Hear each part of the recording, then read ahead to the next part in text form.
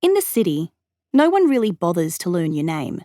My barista in the Melbourne CBD, whom I saw most days on my way to work, knew me as Small Latte, and to me, he was Tall Barista.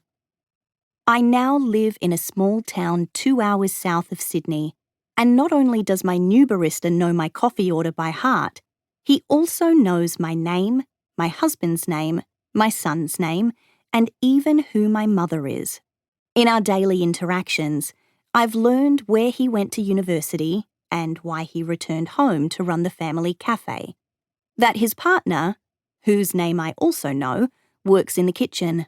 We wave to each other, relegated as he is, out the back where they never stop moving between pans and plates.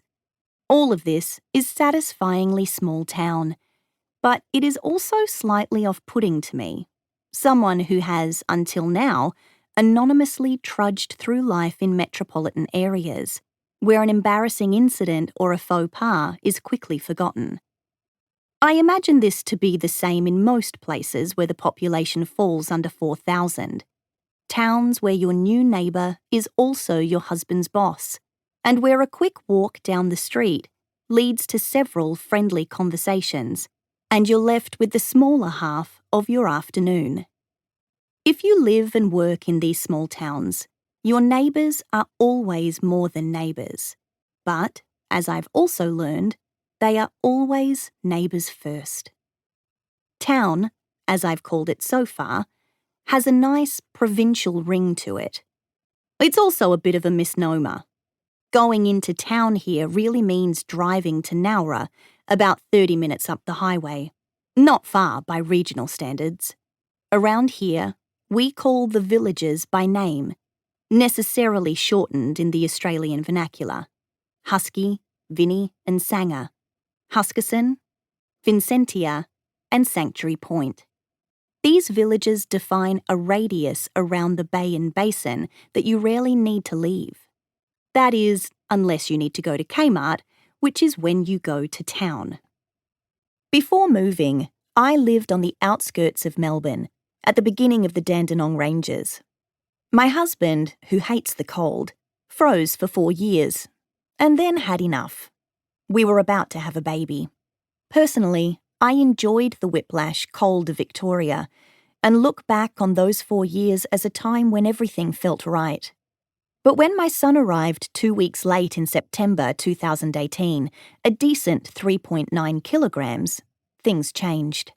I willingly packed up our home and moved our small family back to New South Wales. Not to southwest Sydney, where we both grew up and met in high school, but to Jervis Bay, where we had our honeymoon. We were to repeat the sea change trend. A young family, looking for a quieter life, moves to the coast. Life lived in this small radius has given me a new appreciation of community, for both its obligations and its hospitality. You hear it everywhere. The need to build communities, to strengthen community, to grow communities. But communities don't grow. They contract around a set of habits that are often defined by a single location and are nurtured by individuals we come to know as friends or neighbours. Beating the tourists on sleepy weekends, it's the locals who are up and at the cafe by 7 a.m. Any later and you won't get a table. It's a tight-knit group of regulars I'm introduced to the weekend we arrive. I try to learn their names, but there are too many. They know all about me. They talk to my baby.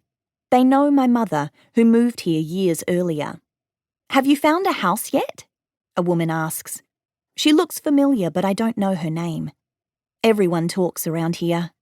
A man passes through the group and stops to say hello. He walks this same street every morning, followed slowly by his old Labrador. She waddles about a block behind, resting her tired legs for a break now and then before hauling herself up to continue, determined to get to the beach.